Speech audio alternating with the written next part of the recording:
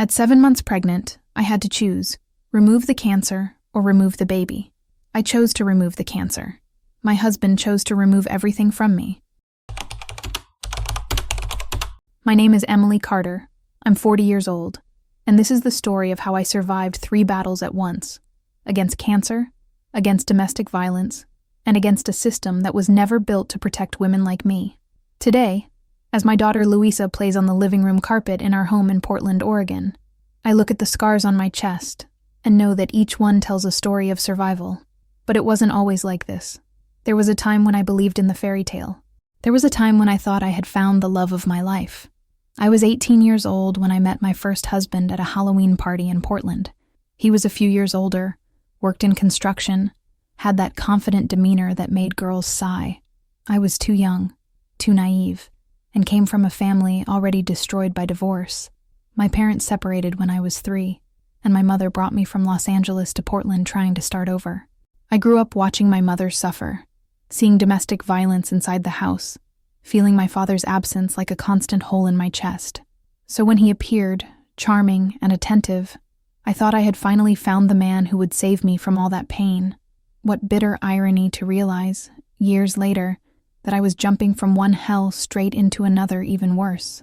In the beginning, everything seemed perfect. He was kind to my mother, took me to dinner, said I was the most beautiful woman he'd ever seen. I lost my virginity to him, and back then, that meant something sacred to me. It meant commitment. It meant forever. We dated for a few years, but it was one of those relationships that kept breaking up and getting back together. I thought that was passion, that intensity I saw in movies. I didn't understand yet that intensity and toxicity sometimes wear the same clothes. My mother liked him at first, thought he was hardworking, responsible. My father, whom I saw little but who tried to maintain some contact, didn't like him. He said he saw something wrong in that man, something I was too young to notice. In 2006, at 23 years old, I discovered I was pregnant. It wasn't planned. I barely knew how contraception worked. No one had ever taught me these things. When I told him, the man I thought loved me changed. It was as if a mask had fallen from his face. Suddenly I was a slut, a whore who had cheated on him, pregnant at 6, 7 weeks, and him screaming that the child wasn't his. I remember the taste of blood in my mouth after he pushed me against the kitchen wall. I remember falling to the floor, hands protecting my belly, begging him to stop. That was the first time he laid hands on me violently. It wouldn't be the last. The pregnancy was a silent nightmare I lived through alone. He didn't go to any prenatal appointments, no ultrasounds, no important moments. He constantly accused me of cheating, said he would do a DNA test as soon as the child was born. I was pregnant, swollen, scared, and completely alone. I worked a minimum wage job, could barely pay the bills. And him? He'd disappear for days, come back drunk, curse at me, sometimes hit me. The violence kept escalating in a way I could no longer control. There was one night, I was about 7 months pregnant, when things went so far that I thought I was going to die. We were in our apartment on the 17th floor of a building in Northeast Portland. He came home drunk and jealous, accusing me of looking at another man at the grocery store. He started pushing me, yelling. I tried to defend myself, tried to calm him down. He threw me on the floor so hard I hit my head on the corner of the coffee table. I remember the sharp pain, the metallic taste of blood, the baby moving desperately inside me. I dragged myself to the living room window. I don't know exactly why. Maybe because I wanted to scream for help. Maybe because some part of me wanted to jump. I opened the window and the cold October wind came in, cutting, real. I looked down. 17 floors. It would be quick. I stood there, holding the window ledge, feeling the wind pulling me, feeling the baby move and thinking, this is what my life has become. 23 years old, pregnant, beaten, on the 17th floor, thinking about jumping. I didn't jump. I don't know if it was courage or cowardice, but I didn't jump. I closed the window, wiped the blood from my face, and went back inside that apartment that was my prison. He slept in the living room that night, snoring as if nothing had happened. I stayed awake, hands on my belly, making a silent promise to that baby. I will protect you. I didn't know how yet, but I would. A few weeks after this episode, my father came from Los Angeles to Portland. He had found out about the pregnancy and wanted to be there for the birth of his first grandchild. He stayed at my mother's house, and one afternoon he took me for coffee. We sat in a coffee shop on Hawthorne Boulevard, and he held my hand and told me, "Emily, this man is going to destroy you. I see the way he looks at you. I see the bruises you try to hide. Get out while you can." I pulled my hand away from his, said he didn't understand anything, that he had no right to have an opinion about my life after abandoning me my whole life. I said horrible things I didn't really mean, just because I was so scared and so ashamed I didn't know what else to do. My father looked at me with deep sadness in his eyes and said, "I failed you when you were a child, but please don't fail yourself now." I got up and left the coffee shop. It was the last real conversation we had. 3 days later, he had a massive heart attack. He died before reaching the hospital. I was 38 weeks pregnant, almost at the end, and couldn't go to the funeral. My doctor didn't authorize the trip to Los Angeles, said it was too risky. So I stayed in Portland, pregnant to my eyes, grieving, carrying the guilt of having been so cruel in our last conversation. My son was born 3 weeks later, and my father never met him. Labor was difficult, but my son was born healthy, a beautiful, perfect boy who cried in my arms and looked at me as if I were his whole world. My husband showed up at the hospital a few hours after the birth, with cheap flowers from the pharmacy and that fake smile. He held the baby awkwardly, as if holding a fragile object that could break. And then, with nurses around and my mother in the room, he said, "I'm going to do the paternity test. I need to be sure." I felt my mother stiffen beside me. I felt the tears burn, but not fall. I held my son tighter and said nothing. The first months with the baby were a blur of exhaustion, pain, and loneliness. I was alone in almost everything. The midnight feedings, the diapers, the endless crying. He'd disappear for days, come back drunk, sometimes with lipstick marks on his shirt. When the baby was 6 months old, he showed up with the paternity test kit. He did the collection right there, in our living room, with those swabs in our son's mouth. 2 weeks later, the result came. 99.9% probability of paternity. He was the father. Always was. He looked at the paper, shrugged, and said, "Okay, but you understand I needed to be sure, right?" As if that were reasonable. As if that hadn't destroyed me inside for months. The violence continued. Got worse. Besides hitting me, he started being negligent and sometimes violent with our son. He'd push the baby impatiently when he cried, yell at him even though he was so small. I lived in a constant state of alert, trying to protect my son, trying not to provoke explosions. I'd pass by the grocery store and see other families, fathers holding children lovingly, and think, why can't my life be like this? But I was trapped financially, because I depended on him, trapped emotionally, because I thought that was all I deserved, trapped by shame, because the Maria de Pena law barely existed back then in the United States as we know it today, and police stations specialized in domestic violence were rare. Nobody talked about it. It was a dirty secret that women carried alone. In 2010, I managed to pass a civil service exam to work at Portland General Electric, the city's power company. It was my first big victory. It meant financial stability. It meant independence. But even with the job, I couldn't leave. I was afraid of what he'd do if I tried. I was afraid of losing my son, because he constantly threatened to take the child away from me. So I stayed. A few more years of punches, shoves, insults. A few more years of waking up in the middle of the night, wondering when this would end. Until, in 2014, my grandmother gave me enough money to rent a small apartment. I gathered courage, took my son, and left. He reacted with violence, showed up at my door screaming, threatening. But this time I didn't back down. I managed to legally separate, got a lawyer with my mother's help, and started rebuilding. I stayed single for a few years, focused on my son, my job, healing myself. It was a peaceful period, almost boring in how normal it was. And then, in 2015, I met another man. He was different, or at least that's what I thought. Polite, religious, hardworking. He treated me well in the beginning, took me to church, talked about the future and family. I got married again, thinking this time I'd gotten it right. But you know what they say about repeating patterns?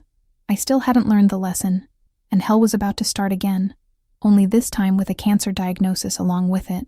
The second marriage started like a dream I was desperate to believe in. He was everything the first one hadn't been, at least on the surface. He went to church every Sunday, talked about God, about family, about building something solid together. Didn't drink, didn't disappear at night, had a stable job as a manager at a construction materials store. My son, who was about 8 years old at the time, seemed to like him. My mother was cautious but supportive. Me, I was so tired of being alone, so tired of carrying everything on my back, that I ignored the small signs that started appearing in the first few months. The first sign was jealousy. Not that explosive, violent jealousy of the first husband, but something more subtle, more controlling. He'd check my phone when I was in the shower. He'd ask who I'd had lunch with at work, why I'd taken 15 minutes longer to come back from the store. At first, I thought it was care, attention. Today, I know it was the beginning of control. He'd ask about my salary, about my bank passwords, about where I kept my documents. Said couples shouldn't have secrets. Said transparency was love. I believed it because I wanted to believe it. Then came the small criticisms, wrapped in smiles. Don't you think that dress is a bit too tight? Maybe you should wear less makeup, you look vulgar. Your mother calls too much, don't you think? It's like she doesn't trust me. Each phrase was like a fine needle prick, almost imperceptible, but bleeding slowly. I started changing the way I dressed, talked, existed. I started apologizing for things that weren't my fault. And with each apology, I shrank a little more. The church where we congregated was Pentecostal, one of those really traditional ones. After a few months together, I truly converted, was baptized in water, gave myself completely to that faith. I needed to believe that God had a plan for me, that all the suffering I'd been through was part of some greater purpose. The community embraced me, gave me a sense of belonging I'd never had. But along with that embrace came enormous pressure about marriage. What God has joined together, let no man separate. Submissive wife, husband head of the household. Pray for your marriage. Fast. Believe in restoration. These phrases became mantras that trapped me more than any physical chains. In 2016, about a year after the wedding, I got pregnant again. It was a surprise, but a welcome surprise. I'd always wanted to give my older son a little sibling, who was now 9 years old and starting to distance himself from me, influenced by his biological father, who used visits to manipulate him against me. When I told my husband about the pregnancy, he smiled, hugged me, said it was a blessing from God. But something in his eyes didn't match the smile. Something was wrong, but I didn't know what yet. The pregnancy was about 3 months along when I started noticing changes in my body that weren't normal. My breasts were too sensitive, not in that common pregnancy way, but in a way that really hurt. One night, taking a shower, I felt my breasts as I always did, and felt something different in the left one. A small, hard lump that wasn't there before. I froze. I called my husband to the bathroom, asked him to feel it. He palpated quickly, said it was normal for pregnancy, that I was paranoid. But I knew it wasn't normal. The next day, I called my obstetrician. The doctor examined me and frowned. She ordered a breast ultrasound immediately. I was almost 4 months pregnant when I had the exam. The technician spread the cold gel on my chest, slid the device, and I saw 2 dark spots on the monitor, 2 nodules, 1 in each breast. She didn't say anything during the exam, just that heavy silence that means something is very wrong. Later in the doctor's office, I received the result. BI-RADS4C, very high suspicion of malignancy, 50 to 95% chance of being cancer. I was 4 months pregnant and possibly had breast cancer. The following weeks were a whirlwind of doctors, tests, impossible decisions. I needed to have a biopsy of both nodules, a painful and risky procedure during pregnancy. I remember lying on the gurney, pregnant, with my belly already round, while they stuck thick needles in my chest to take tissue samples. The pain was unbearable, but worse than the physical pain was the terror. Terror of having cancer, terror of losing the baby, terror of dying and leaving my older son alone. My husband went with me to that appointment, but he was on his phone the whole time, answering work emails. When I screamed in pain during the biopsy, he didn't even look up. The biopsy result came 2 weeks later. Invasive ductal carcinoma, breast cancer, aggressive. The oncologist was direct. I needed to start treatment immediately. Mastectomy, probably chemotherapy. But I was pregnant. I had 2 options. Have a therapeutic abortion and start aggressive treatment immediately, or continue with the pregnancy and have a mastectomy during gestation, with modified chemotherapy if necessary. The first option gave me better chances of survival. The second put my life at risk. I left that appointment dazed. I sat in the hospital parking lot and cried until I had no more tears. My husband was beside me, but it was as if he were millions of miles away. He said, "You need to do what's best for you, but only you can decide." It sounded like support, but it was disguised abandonment. He was throwing all responsibility for the decision on me, exempting himself from any guilt. That night, lying in bed, with my hand on my belly feeling the baby move, I made my decision. I was going to have this baby, even if it meant risking my own life. I scheduled the surgery for when I'd be 7 months pregnant. It was the safest time to do the mastectomy without putting the baby at extreme risk. During these 3 months of waiting, I lived on autopilot. I worked, took care of my older son, who now spent more time with his biological father and less with me, went to prenatal and oncology appointments, and tried not to think about the fact that there was cancer growing inside me while my daughter was also growing. Yes, I found out it was a girl. She'd be named Louisa, and I was willing to die for her if necessary. But while I fought against cancer and prepared for surgery, my marriage was crumbling in ways I still couldn't fully see. My husband was increasingly distant. He'd come home late, always with excuses about work or college. He'd gone back to studying business administration at night. Sex had stopped completely, which I attributed to the pregnancy and the diagnosis. He barely touched me, barely looked at me. When I tried to talk about my fears, about the surgery, about what would happen after, he'd change the subject or say he was tired. I felt completely alone, even sharing the bed with someone every night. There was one specific night, about 2 weeks before the surgery, that marked me. I was lying on the couch, exhausted, and he came home late again. He smelled like a perfume I didn't wear. When I questioned him, he said he'd hugged a female classmate who was sad. Simple as that. A ready explanation, almost rehearsed. My stomach turned. My intuition screamed that he was lying, but my head rationalized. I was pregnant, with cancer, about to lose a breast. Obviously, I was paranoid. He wouldn't do this to me now. No one would be capable of cheating on their pregnant wife with cancer. I was wrong to suspect. I was always wrong. The surgery was scheduled for a Monday morning at Oregon Health and Science University Hospital, on top of the hill that dominates Portland. I was 28 weeks pregnant, 7 months, huge belly. I remember being in the pre-op room, wearing that ridiculous hospital gown, with my pregnant belly escaping from under the thin fabric. The nurse came to apply the marking on my left breast, drawing lines where the surgeon would cut. I looked at those black lines on my skin and thought, in a few hours, this part of me won't exist anymore. My husband was in the waiting room. He didn't want to come into the pre-op room with me, said he couldn't handle seeing me like that. Before they took me to the operating room, the obstetrician came to examine me. He tried to do an ultrasound to check the baby, but couldn't. Because of the position I needed to be in for the surgery, because of the equipment, it wasn't possible to monitor the baby during the procedure. The doctor looked at me and said with complete honesty, "Emily, if something goes wrong with the baby during surgery, our priority is to save you. Do you understand that?" I understood, and even so, I asked him to try to save my daughter first. He didn't promise anything.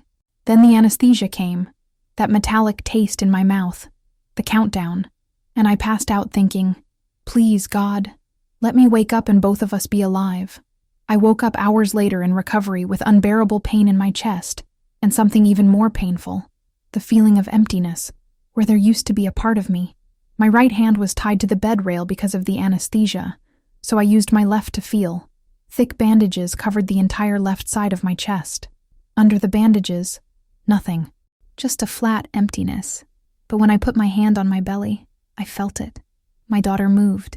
She was alive. I was alive. We cried together there, her and I, in that cold recovery room. And that's when I realized something. My husband hadn't even come to see me yet. It had been 4 hours since I'd come out of surgery, and he hadn't shown up. My husband finally appeared in the recovery room almost 6 hours after surgery. He walked in with a coffee in his hand, looked briefly at me and the monitors and said, "Thank God it went well." He didn't kiss me. He didn't hold my hand. He didn't ask how I was feeling. He stayed 15 minutes, said he needed to go to work because he'd already lost the whole day at the hospital, and left. I was alone in that room, with half my chest bandaged, 7 months pregnant, trying to process the fact that the man who had sworn to love me in sickness and in health had just abandoned me at the most vulnerable moment of my life. The days following surgery were brutal. The physical pain was unbearable, even with the strong medication they gave me. Every movement, every breath, pulled the stitches. But worse than the physical pain was waking up in the middle of the night and looking at the empty side of the bed. My husband slept in the guest room, said he was afraid of hurting me during sleep, but I knew it was disgust. Disgust at my mutilated body. Disgust at my weakness. Disgust at having to take care of a sick wife. My mother stayed with me the first 2 weeks, helping me shower, change bandages, do basic things I couldn't do alone. She saw how he treated me, and I noticed the anger in her eyes, but she didn't say anything. What could she say?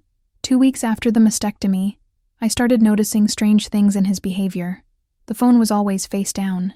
He'd change his phone password every week. He'd go out to study at the library and come back at 11 at night smelling like perfume. When I asked, he'd explode. "Don't you trust me? After everything I'm going through taking care of you, you still accuse me?" And somehow, I always ended up apologizing. It was always me who was wrong for suspecting, for questioning, for not being grateful enough that he was still there. Paranoia started consuming me. I'd spend afternoons alone at home, on medical leave, pregnant and mutilated, stalking his social media looking for clues. I'd check the car's GPS history when he forgot to erase it. One afternoon, I found a receipt from an expensive Italian restaurant in the Pearl District, on a day he said he'd been studying. The receipt was for 2 people, with wine, dessert. The bill came to over $150.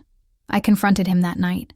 He said it had been a business dinner with his boss, that the boss had brought his wife. That's why there were 2 meals.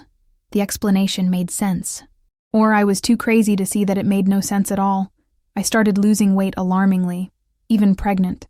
I couldn't eat, couldn't sleep, lived in a constant state of anxiety that made my heart race and my hands tremble. At prenatal appointments, the doctor would ask, concerned about my emotional state. I'd lie, say I was fine, just tired from the surgery and pregnancy. How was I going to explain that I was being devoured alive inside by the suspicion of betrayal while fighting cancer? How was I going to admit that my marriage was crumbling exactly when I needed it most? The oncologist decided I'd need chemotherapy even while pregnant. It wasn't the full protocol, but some drugs were considered safe after the 2nd trimester. I started sessions when I was 32 weeks along. I remember the first time I sat in that chemotherapy chair at the cancer center, with my huge belly, feeling Louisa kick while poison entered my veins. The other patients looked at me with a mixture of pity and horror. A pregnant woman doing chemo isn't something you see every day. I felt like an experiment, like a mistake of nature, like someone who shouldn't exist. My hair started falling out 3 weeks after the first session. It didn't fall all at once, it was gradual, in clumps that stayed on the brush, on the pillow, in the shower drain. There was one morning I woke up, and the pillow was covered with brown strands. I went into the bathroom, looked in the mirror, and saw a woman I didn't recognize, bald in some parts, with huge gaps, pregnant to my eyes, with a horrible scar on my chest. I grabbed the scissors and shaved everything. I went completely bald. When my husband saw it, he turned his face away. Literally turned his face away and left the room without saying a word. I posted a photo of myself bald and pregnant on social media that day. I don't know where I got the courage, but I needed to do something. Needed to transform that pain into something useful. The photo went viral locally. Women started sending me messages, sharing their own stories of cancer, abuse, survival. Suddenly I wasn't alone anymore. There was an entire community of broken women who were trying to rebuild themselves, just like me. That gave me strength to continue. But at home, my husband was furious, said I was exposing our private life, that it was disrespectful to him, that I was being selfish, seeking attention. I didn't take the photo down. In December, at 37 weeks pregnant, I went into labor. It was a normal delivery, fast and intense. Louisa was born crying loudly, small but healthy, a 9-pound miracle who survived surgery, chemotherapy, and all the stress I'd put on my body. When the nurse placed her on my chest, that chest that only had one side now, I broke down. I cried with relief, exhaustion, overwhelming love. My husband took photos for his social media, posted as a proud father, received congratulations from everyone. In the photo, he was holding Louisa with that perfect smile. Nobody saw that behind the photo he'd barely looked at me. Breastfeeding was an immense challenge. I only had one breast, and even so milk production was compromised because of the chemotherapy. Louisa had difficulty latching, cried with hunger, and I felt like a complete failure. The hospital nurses helped me, taught me different positions, encouraged me. I managed to breastfeed, even if partially. Every time Louisa nursed, I looked at that perfect little face and thought, it was worth it. Everything was worth it. But when night came, and my husband didn't come help me with feedings, when he complained about the babies crying, when he'd disappear for hours saying he needed to take a walk because he was stressed, I'd ask myself, how long am I going to take this? I came home from the hospital after 3 days. The house was a mess. Nobody had cleaned anything. There was no food prepared, nothing ready to receive a newborn. My mother came running to help me again, cleaned everything, made food, stayed with me the first weeks. My husband? He went back to work 2 days after the birth, went back to college a week later. He'd leave Louisa and me alone all night, come back late, didn't help with anything. When I complained, he said, "Someone needs to pay the bills, Emily. Or do you think money falls from the sky?" I had to go back to chemotherapy when Louisa was 3 weeks old. Now they could use more aggressive drugs, since I was no longer pregnant. The sessions were weekly, brutal, left me so sick I could barely take care of the baby. I vomited constantly, had extremely high fevers, got so weak I couldn't even hold Louisa properly. My mother practically moved into my house. She took care of the baby, her and me. My husband disappeared more and more. I had stopped asking where he was. It didn't matter anymore. It was during one of those chemotherapy sessions, 3 months after giving birth, that everything became crystal clear. I was sitting in the chair, bald, too thin, with Louisa sleeping in the stroller beside me, because there was no one to stay with her. The nurse was changing the chemo bag when my phone rang. It was my husband.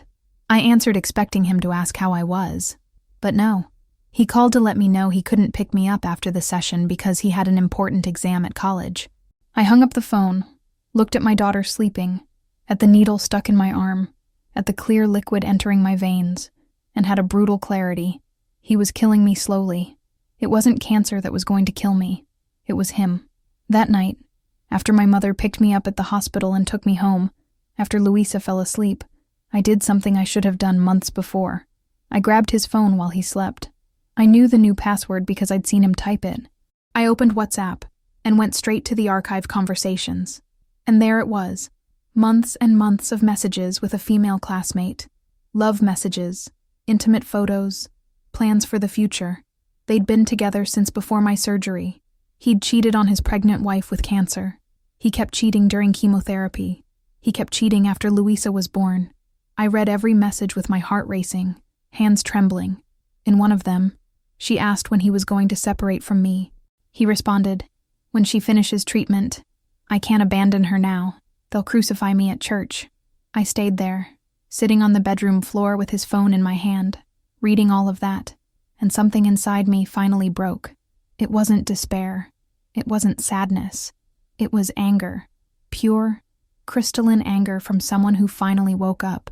I took photos of all the conversations, sent them to my phone, erased my tracks, and put his phone back on the nightstand. I lay in bed beside him and couldn't sleep. I stayed there all night, listening to him snore, planning my exit, because now I knew he wasn't going to destroy me. I had survived cancer.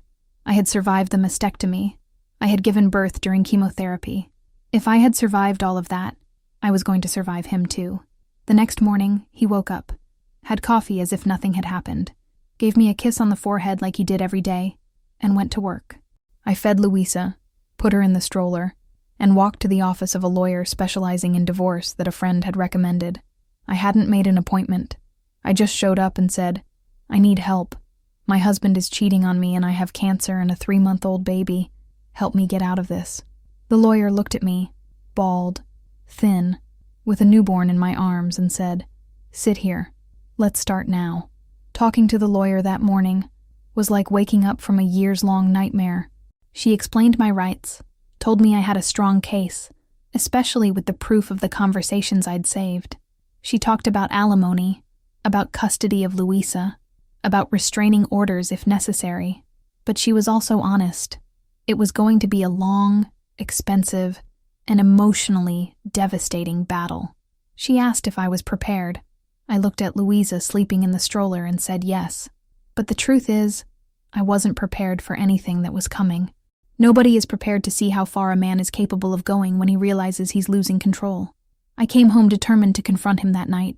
I rehearsed what I was going to say 1,000 times in my head while bathing Louisa. While making the dinner he probably wasn't going to eat, while waiting for him to arrive. He arrived at 10 at night, as always, smelling like perfume that wasn't mine, as always. I sat in the living room and said, I know everything. I saw the messages. I know about the other woman. I expected an explosion, denial, maybe even violence. What I didn't expect was the coldness. He looked at me, shrugged, and said, So what? You think I was going to stay with you like this forever? He pointed at my body, at my baldness, at the scar on my chest. Look at you. You're not a woman anymore. You're a monster. The words hit me like physical punches. Each syllable was a stab. But what hurt me most was realizing that, deep down, a part of me believed him. I had internalized so much the idea that I was ugly, broken, unworthy, that when he finally said it out loud, it seemed true. I didn't cry in front of him. I didn't give him that satisfaction. I just said, I want a divorce. You have 1 week to get out of my house. He laughed. That cruel laugh I'll never forget. Your house? This house is mine too. And you think some judge is going to give custody of a baby to a sick, bald woman who can barely take care of herself? Good luck with that. He didn't leave. He stayed living there, sharing the space with me, coming and going from his mistress's house, treating me as if I were invisible. It was calculated psychological torture. He knew that every time he left and came back smelling like her, he destroyed me a little more. He knew that leaving me there, dependent, sick, was a form of power. I tried to change the locks, but he threatened to call the police, said he had as much right to be there as I did. And technically he was right. Until the divorce came through, that house was his too. The chemotherapy sessions continued, but now they were even worse because I was doing them alone. My mother couldn't be with me every day. She had her own job. So I'd go with Louisa in the stroller, do chemo with her crying beside me, come home by Uber because he refused to pick me up. The drivers would look at me with pity. A bald woman, visibly ill, with a small baby coming out of an oncology hospital.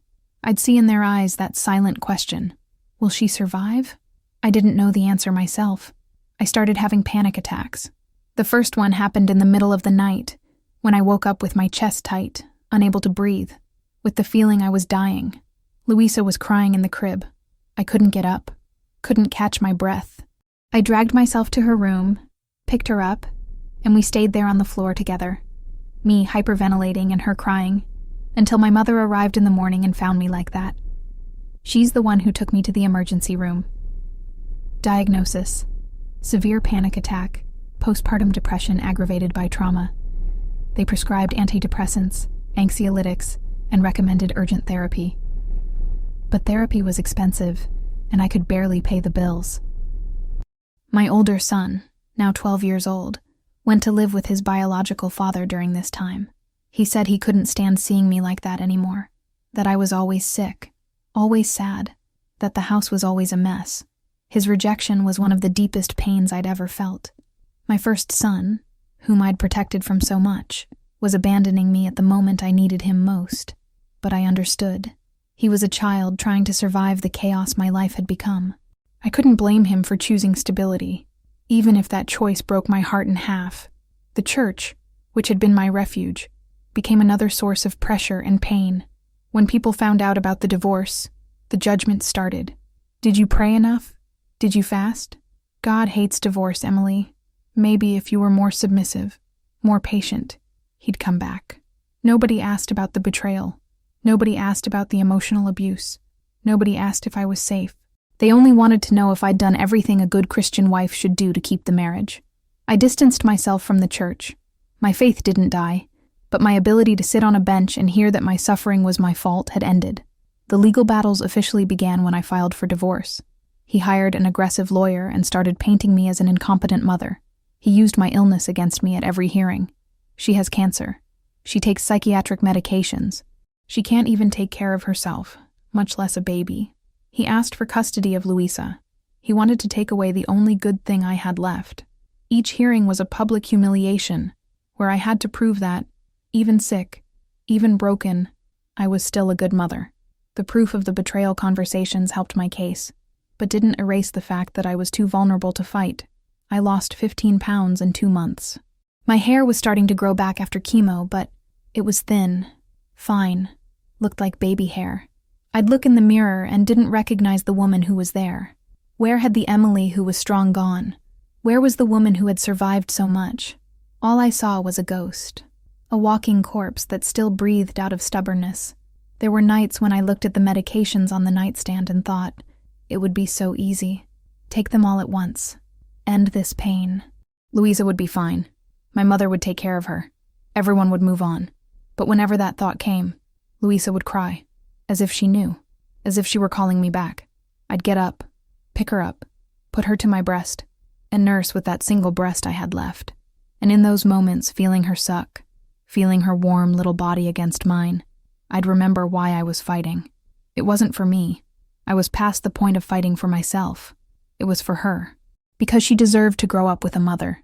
Because she deserved to know she'd been loved enough for me to endure the unbearable. The chemotherapy finally ended when Luisa was 7 months old. My last day in the chemo chair was bittersweet. I was happy it was over, but terrified of what would come next. What if the cancer came back? What if all that suffering had been in vain? The oncologist explained to me that, because of the genetic mutations I had, BRCA2 and MLH1, my risk of developing cancer again was very high. He recommended preventive mastectomy of the other breast. Another surgery. Another mutilation. I had just gotten out of months of treatment and was already being pushed into the next battle. I scheduled the second mastectomy for 3 months later. I needed time to recover minimally, to gather strength, to process the fact that I was going to lose the other breast too. This time there was no pregnancy to distract me from the pain. This time it was just me, my body that was crumbling piece by piece, and the certainty that after this surgery I'd never be the same again. The surgery was scheduled for a Thursday morning. The night before, my still husband went out for a friend's bachelor party and didn't come back. I spent the pre-op night alone, panicking, calling him with no answer. He showed up at the hospital an hour after surgery, smelling like alcohol and her perfume.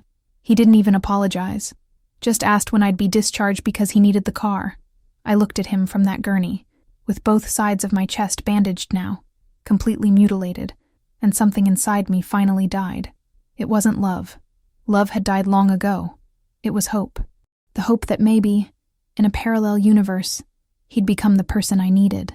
That hope died there, in that hospital room, and with it, died my fear of him too. When I was discharged 2 days later, I picked up Luisa, who my mother had been watching, went home, and did something I should have done months before. I called the police. I reported the threats, the emotional abuse, showed them the messages I'd saved. I got a temporary restraining order. He was forced to leave the house finally. He yelled, threatened, said he was going to destroy me in court, that he'd make me lose everything.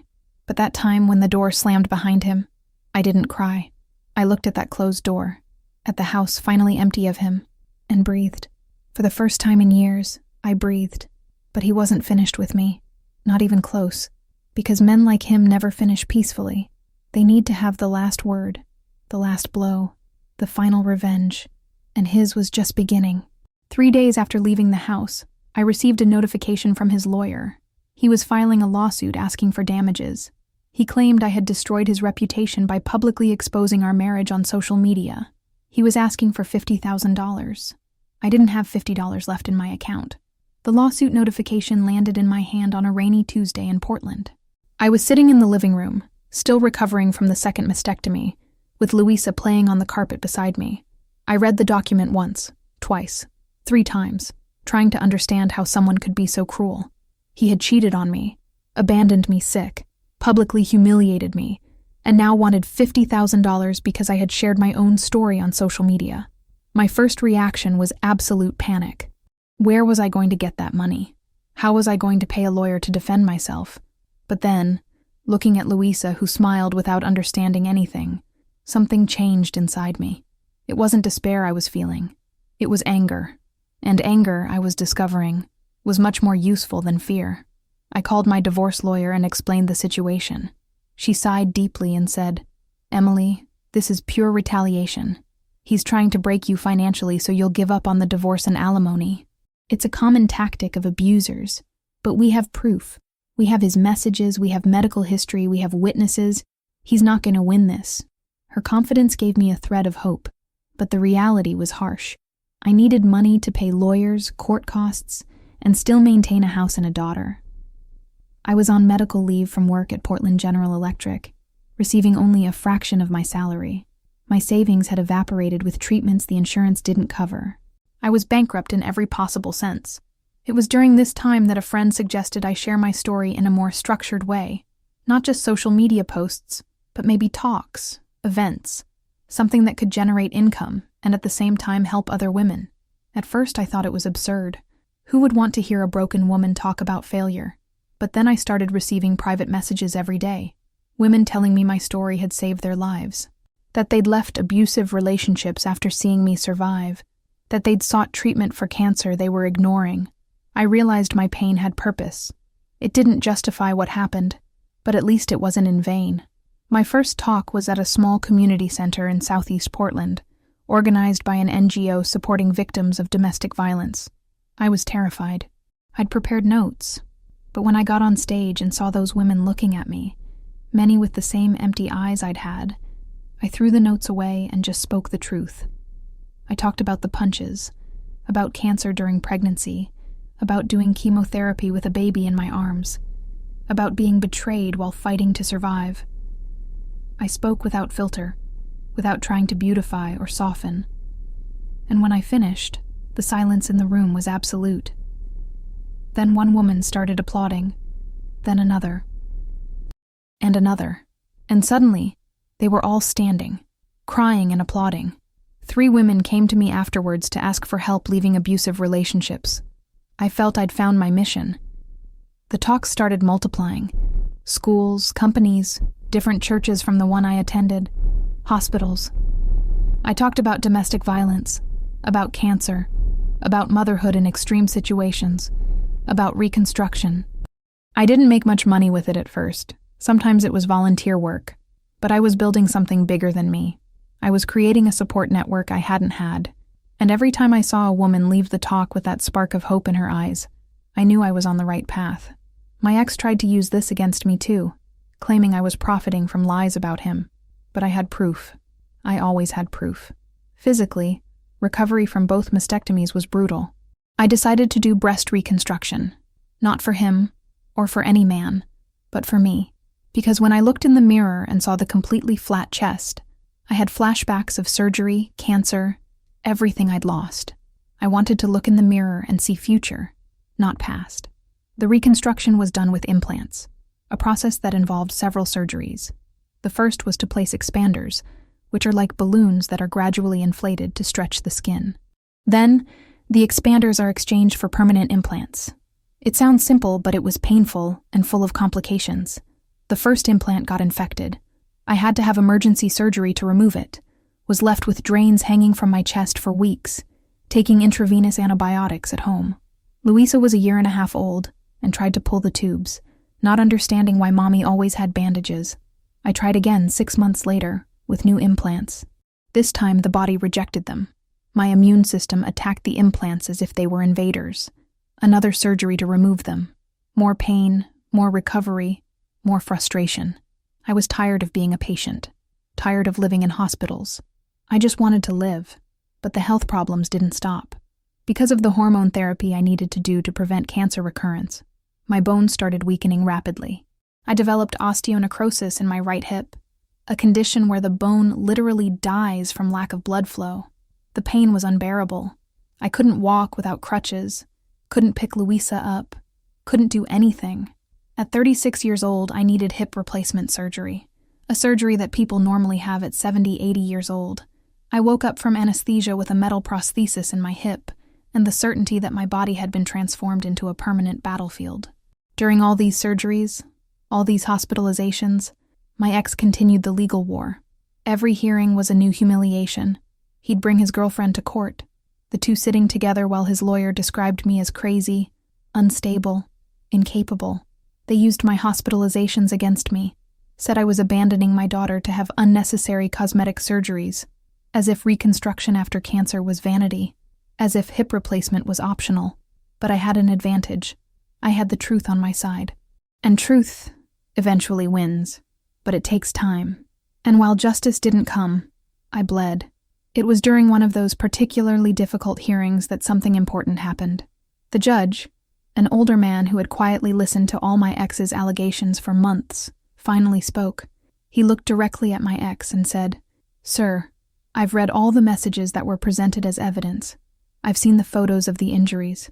I've seen the medical reports. And I have a question. How do you sleep at night?" The silence in the courtroom was absolute. His lawyer tried to object, but the judge raised his hand. "I don't want to hear legal arguments now.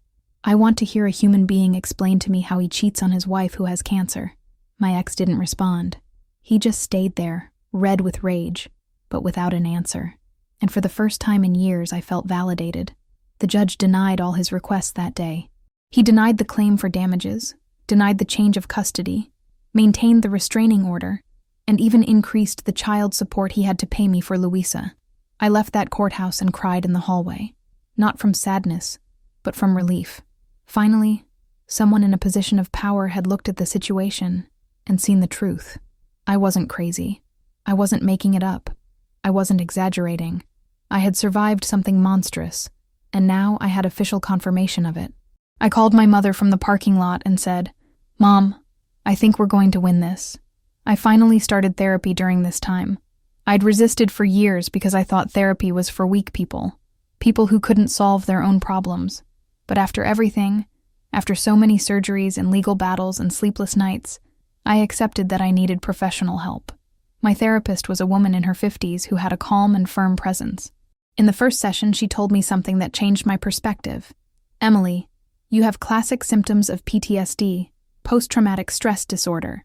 Your body and mind went through multiple consecutive traumas without time to process. You're not crazy. You're wounded, and wounds need to be treated." I cried the entire session. Therapy wasn't easy. I had to relive memories I'd buried deep. I had to talk about things that made me vomit with anxiety. But gradually, week after week, I started understanding patterns. I understood why I'd chosen abusive men consecutively, because abuse was what I knew since childhood. It was my love language, distorted and unhealthy. I understood it wasn't my fault, that no child asks to grow up seeing violence, that no woman asks to be beaten, that I'd done the best I could with the emotional tools I had at the time, and that now, with therapy, I was gaining new tools. My therapist taught me something called emotional intelligence. How to identify emotions, name them, process them without letting them control me. How to set healthy boundaries. How to say no without guilt. How to recognize red flags in relationships before it was too late. For the first time in my life, at 37 years old, I was learning basic things about healthy relationships that most people learn in adolescence. I was literally relearning how to live, and it was exhausting, but also liberating.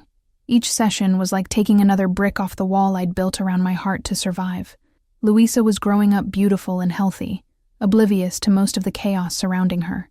She was my anchor, my reason to continue even on the hardest days. When she started talking, her first words were, "Mommy" and "Grandma," the two women who were always there. She didn't ask about her father. He rarely exercised the visitation rights he had. When he'd pick her up, he'd return her before the agreed time, complaining she cried too much, that she was too much work. I saw my daughter growing up without a positive father figure, just as I had grown up, and my heart ached. I wanted to break this cycle. I wanted her to know she was worth more than men who abandon. One day, Louisa was about 3 years old. She saw me shirtless after showering. She looked at the scars on my chest, ran her small hand over them, and asked, "Mommy, why do you have these marks?" I explained in child language. "Mommy got sick for a while, and the doctors made these marks to take away the sickness. Now Mommy is well." She thought for a moment and said, "You're a warrior, Mommy, like the princesses in the movies. I hugged her so tight she complained, but I couldn't let go. My 3-year-old daughter had given me the validation I'd been seeking everywhere else. I was a warrior. I had survived, and I was teaching her to be a warrior too. The divorce process was finally completed 2 years after I'd filed. 2 years of battles, hearings, expert evaluations, psychological assessments. In the end, I got primary custody of Luisa. He got supervised visits initially that later became unsupervised, but which he rarely exercised. Child support was established at a fair amount. The house which we were fighting over ended up being sold, and the value divided. But the debts we'd accumulated during the marriage ate up almost all of my side. I ended up with almost nothing financially, but with something much more valuable: my freedom. The judge banged the gavel, declared the divorce finalized, and I felt as if invisible chains had broken. But the war hadn't completely ended, because my ex, unable to accept defeat, filed an appeal, and his girlfriend, now his wife because they'd gotten married 3 weeks after the divorce was finalized, also filed a lawsuit against me for defamation on social media. It was ridiculous. It was pure legal harassment, but it was real. More lawyers, more costs, more hearings. I won all the cases in first instance, but they appealed every decision, and appeals go up to higher courts, take years, cost fortunes. It was a calculated strategy to bleed me financially until I had no way left to fight. There was a moment in the middle of all this when I seriously thought about giving up. It was late at night. Luisa was sleeping. I was surrounded by legal papers I didn't fully understand, with bills I didn't know how to pay, with pain in my operated hip that wouldn't go away. I looked out the window of my small rented apartment, saw the lights of Portland out there, and thought, I can't take it anymore. I picked up the phone to call my lawyer and say I'd accept any agreement that would end this. But before dialing, I saw a notification, a message from a woman who'd watched my last talk. She said, "Emily, I left my abusive marriage today because of you. If you could do it, I can too. Thank you for not giving up." I read that message 3 times, and I didn't call the lawyer. I went back to the papers and kept fighting. Rebuilding a destroyed life doesn't happen all at once, like in the movies. There's no inspiring background music or montage showing you getting strong in 3 minutes. It's a slow, painful process, full of relapses and days when you wake up and think you won't be able to get out of bed.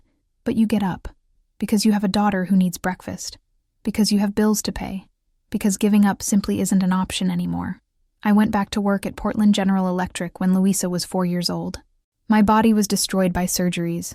My mind was fragmented by trauma. But I needed financial stability. My colleagues were incredible, welcomed me back as if I'd never left, even knowing everything I'd been through. Work gave me structure, routine, a sense of normalcy I'd forgotten existed. But normalcy was relative. I still had panic attacks in the middle of work. I had to lock myself in the bathroom and do breathing exercises I learned in therapy, counting to 10, breathing deeply, trying to convince my body I wasn't dying. I had constant nightmares.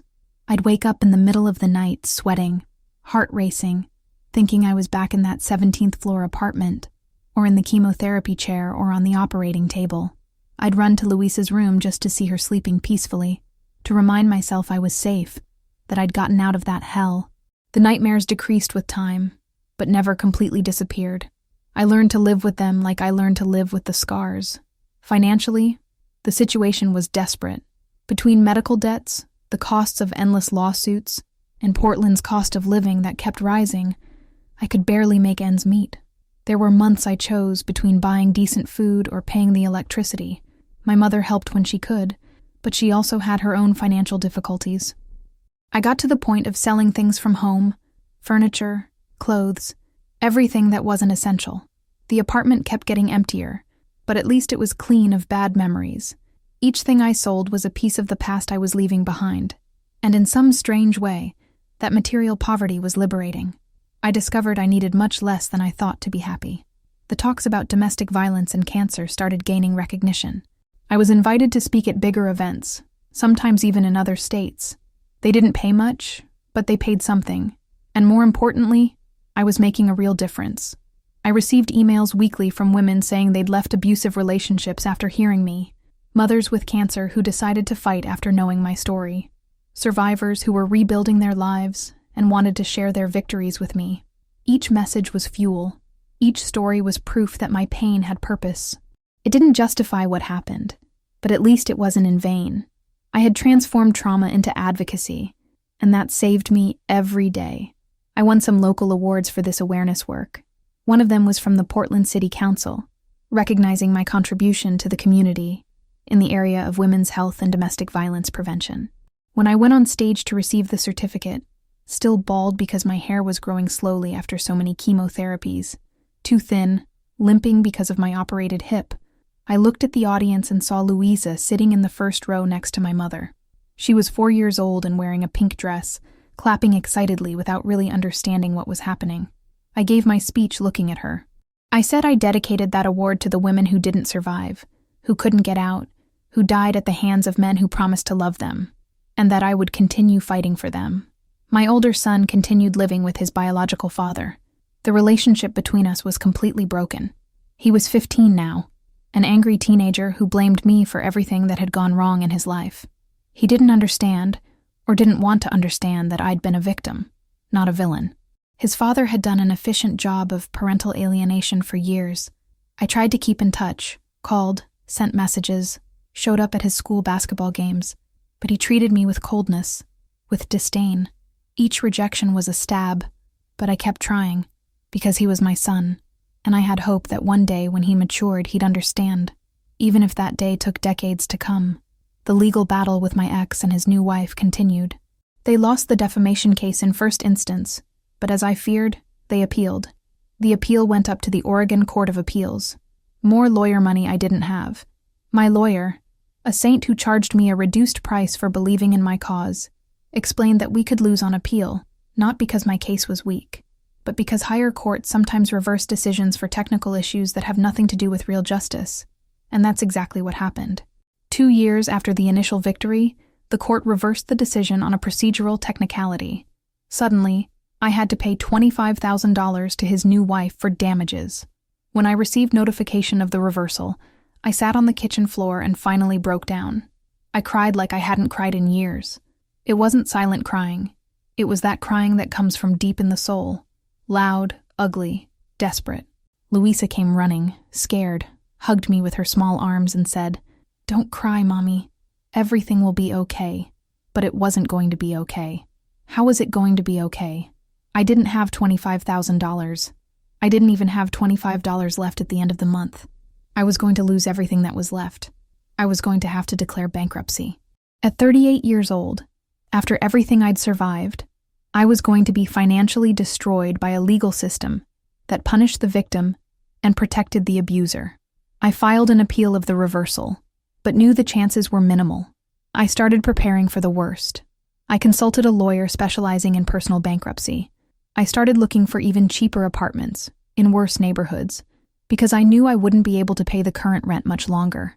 I talked to Louisa, who was now 5 years old, about the possibility of us moving, of things being different for a while. She didn't fully understand, but saw my anguish. She started having nightmares too, would wake up crying, asking to sleep with me. My daughter was absorbing my trauma, and I hated myself for it. I'd sworn I'd protect her from everything I'd been through, but I was failing. It was at this moment of total despair that something unexpected happened. One of the women I'd helped years ago, who'd left an abusive marriage after one of my talks, reached out to me. She'd become a lawyer specializing in women's rights. She offered to represent my case pro bono, at no cost, in the next appeal. She said my case was important, that it would set precedent for other abuse victims who were sued for speaking their truths. We cried together in that cafe on Burnside Street.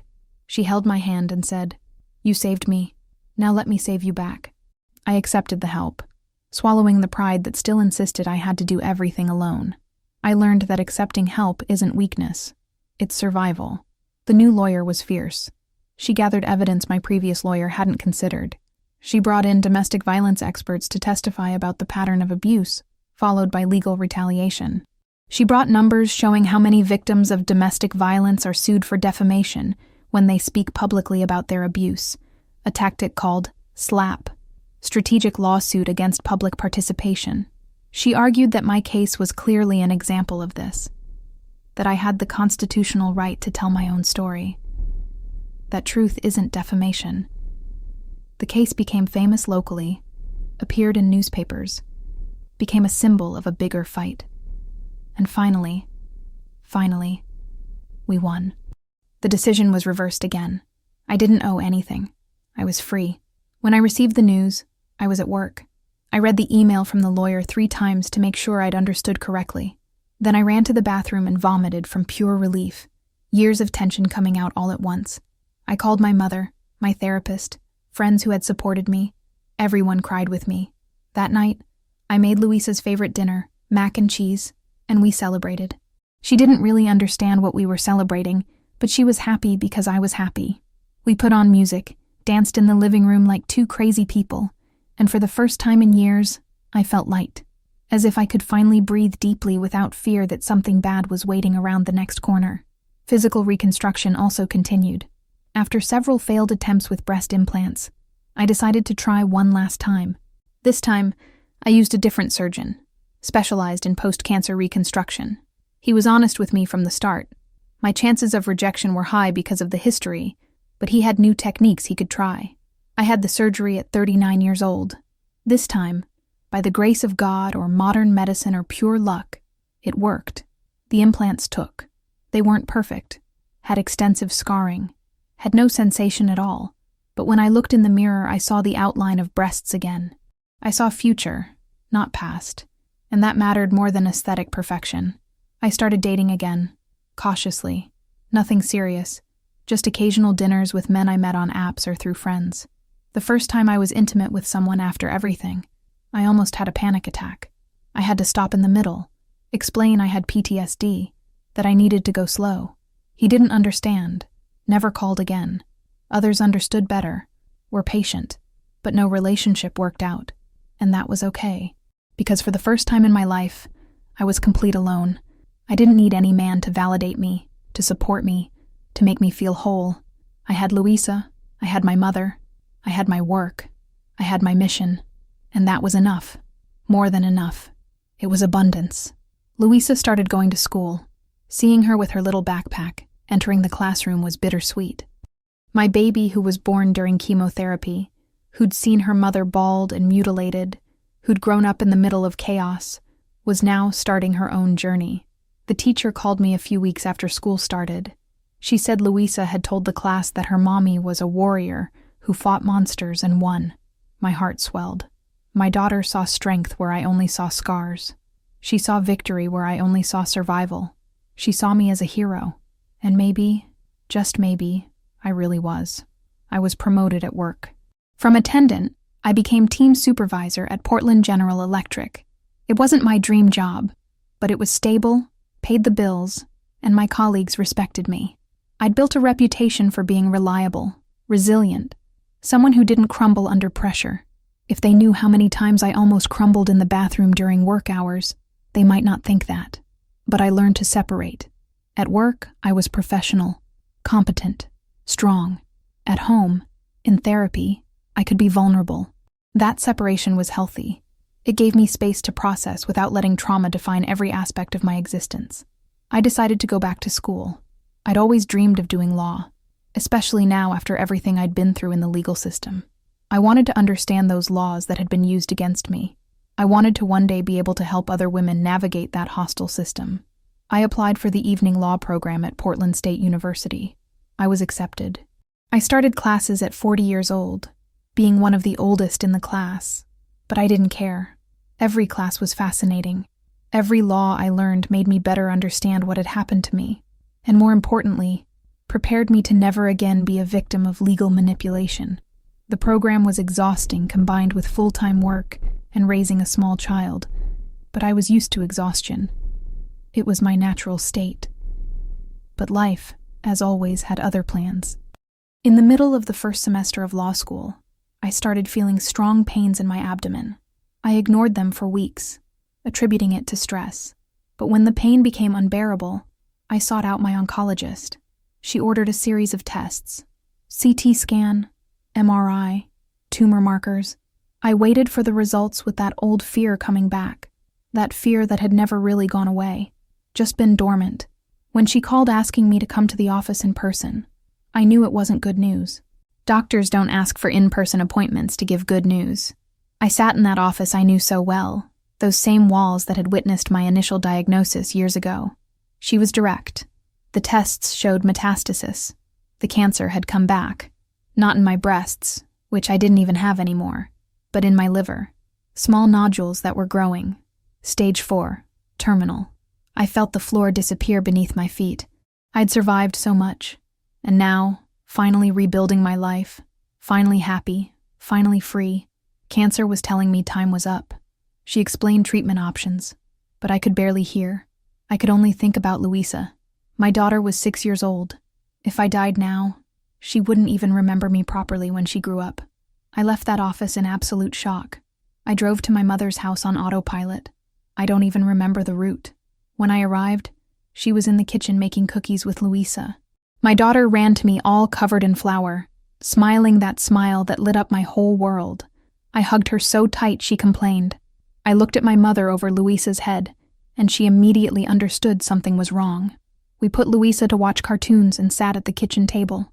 I told everything. My mother, this strong woman who had held me at every fall, broke down. We cried together, holding each other's hands, processing the unthinkable. After everything we'd been through, after surviving so much, this couldn't be happening. But it was. I spent the following days in total denial. I didn't tell anyone besides my mother. I continued working, continued going to law classes, continued taking care of Louisa as if nothing had changed. But at night, when she slept, I obsessively researched liver metastasis, survival rates, experimental treatments. The numbers were cruel. 5-year survival in less than 20% of cases. Most died within 2 years. I was 40 years old. Louisa was 6. This couldn't be how my story ended. Not after everything. Not now that I'd finally found peace. I went back to the oncologist a week later, this time with my mother. I needed someone to properly hear what she was saying, because my brain was still refusing to process. The doctor explained the treatment plan. Aggressive chemotherapy, possibly surgery if the tumors responded and shrunk enough, targeted therapy with new drugs. It wasn't a cure, it was control, turning cancer into a chronic disease, something I'd live with, not something I'd die from. At least that was the hope. I asked how long I had without treatment. She hesitated, then said, 6 months, maybe a year, with treatment. I can't promise anything, Emily, but we'll fight. And fighting was something I knew how to do well. I started chemotherapy again, for the 3rd time in my life. This time it was different. I wasn't pregnant. I wasn't in the middle of a divorce. I wasn't being abused. I was at peace, had a rebuilt life, had purpose. And ironically, that made everything harder, because now I had something to lose. Before, in the darkest moments, part of me wanted to give up. Now I desperately wanted to live. I wanted to see Louisa grow up, graduate from school, get married someday. I wanted to finish my law degree. I wanted to continue helping women. I had plans, dreams, future. And cancer was trying to steal it all again. I had to put law school on hold. I couldn't balance work, chemotherapy, and studies. It was a painful decision, but necessary. I promised myself I'd return as soon as treatment ended. My boss at Portland General Electric was incredible, gave me full medical leave, said my position would be waiting when I recovered. Colleagues took up a collection to help with medical expenses. The community I'd helped for years was now helping me back.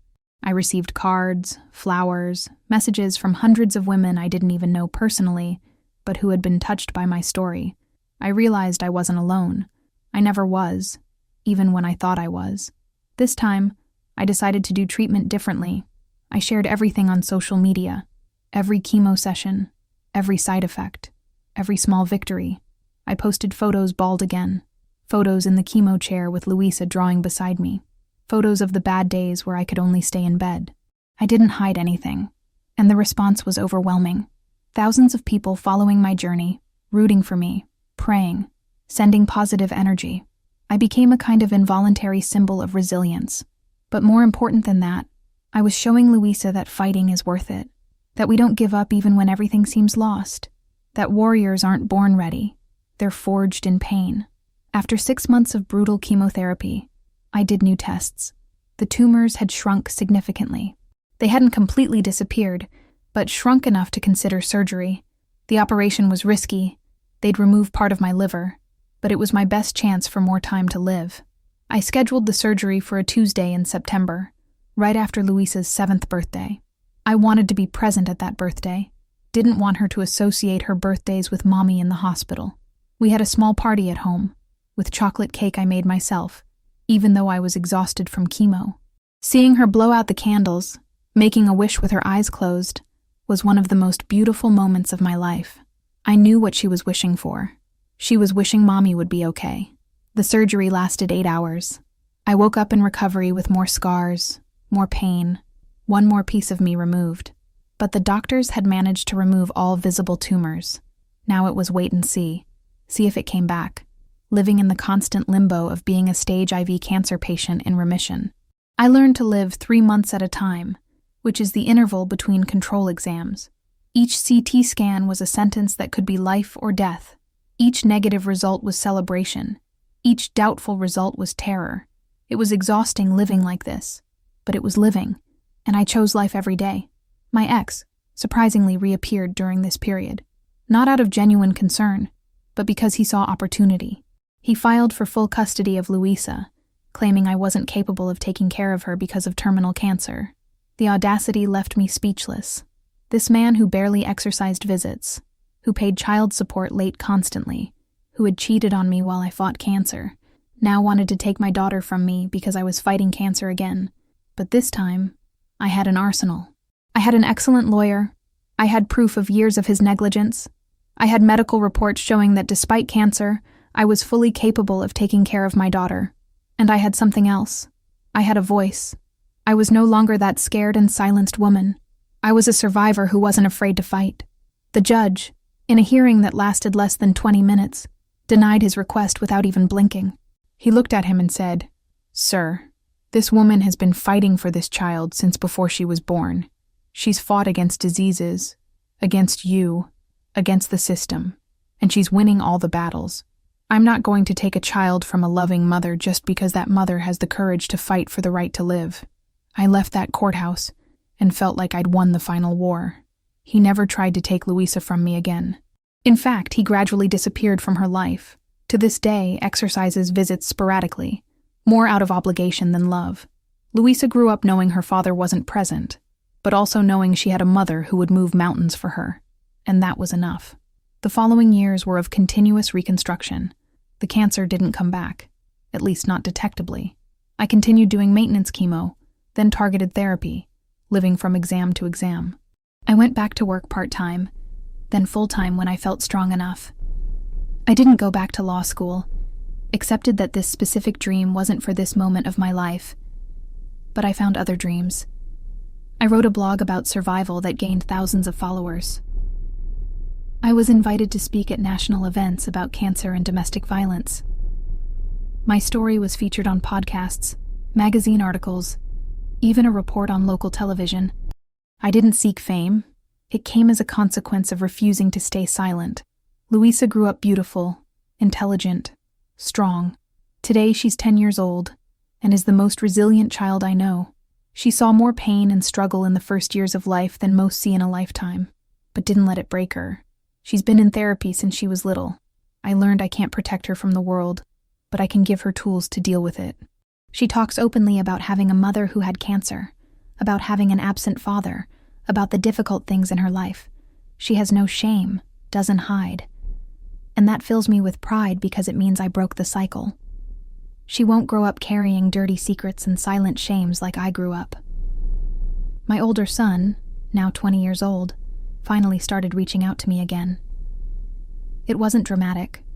There was no Hollywood reconciliation moment. It was gradual. A message on my birthday. A phone call at Christmas. An uncomfortable coffee where we talked about superficial things. But it's a start. He's in college now, studying engineering, building his own life. I think he's finally mature enough to start questioning the narratives his father fed him for years. It might take more time until we really rebuild our relationship, or it might never be what I dreamed of. But I learned I can't force it. I can only keep the door open and hope he chooses to enter when he's ready. Financially, I still struggle. Medical debts never completely end when you're a chronic cancer patient. But I found balance. I live modestly, teach Louisa the value of things, the difference between need and want. We're planning a trip to Disney World next year. Me, Louisa, and my mother. I'm saving every penny for it because I want to give my daughter that memory. I want her to have happy childhood memories, not just the difficult ones. I'll be 43 years old, and this trip is my gift to myself too. Celebration of being alive against all odds. Celebration of having built a life worth living. I learned so many things in these years of struggle. I learned that strength isn't not breaking. It's breaking and rebuilding repeatedly. I learned that vulnerability isn't weakness. It's the courage to show yourself real. I learned that accepting help is wisdom, not failure. I learned that my value isn't in my perfect body, in my successful marriage, in my ability to handle everything alone. My value is in my existence. Simple as that. I learned that a healthy relationship doesn't diminish you, it expands you, and that it's better to be alone in peace than accompanied in war. I learned that children are resilient when we give them love and truth. And I learned that surviving isn't enough. We have to learn to truly live. Today, I look in the mirror and see scars. Many scars. On my chest where I had mastectomies. On my abdomen where I had surgeries. On my hip where I have a prosthesis. Emotional scars that nobody sees but that I carry every day. But you know what else I see? I see a woman who survived, who fought cancer 3 times and is still here, who left 2 abusive marriages when everyone said she was too weak, who raised an incredible daughter alone while going through chemotherapy. I see a warrior. And finally, after all these years, I can believe it. I'm not a victim. I'm a survivor. And there's a huge difference between those 2 words. If you're reading this, and you're in a similar situation, whether it's an abusive relationship, cancer, or any other battle that seems impossible to win, I want you to know, you're stronger than you imagine. Your body is capable of enduring more than your mind believes possible, and you're not alone, even when it seems like you are. There's an entire community of broken women who are rebuilding themselves together. Seek help. Call domestic violence support lines. Go to the doctor even if you're afraid of the diagnosis. Start therapy. Tell your story. Use your voice. Because silence kills more than any disease. I won't lie and say it's going to be easy. It's going to be the hardest thing you've ever done in your life. There will be days you'll want to give up. There will be nights you'll cry yourself to sleep. There will be moments you'll look back and ask yourself if it was worth fighting. But there will also be the first day you wake up and realize you didn't think about him. The first genuine smile after months. The first time you look in the mirror and like what you see. The moment you realize you're rebuilt, different from what you were, but whole again. And those moments make every second of fighting worthwhile. Life continues after cancer. Life continues after abuse. Life continues after divorce. And it can be beautiful. Different from what you planned, certainly. Harder than it should be, for sure. But beautiful anyway. Because you'll value every moment of peace like you never valued before. You'll hug your children with deep gratitude for being alive to do that. You'll look at the Portland sunset and think, I survived. I'm here. And that's miracle enough. My final message is simple. Don't give up. Even when every fiber of your body is screaming for you to stop, to accept, to conform, don't give up. Because you deserve a life free from violence. You deserve dignified medical treatment. You deserve true love, starting with self-love. You deserve peace. And if I could get here, starting from where I started, going through everything I went through, you can too. The door to your prison, whatever it is there. It might be locked. It might be heavy. It might seem impossible to open.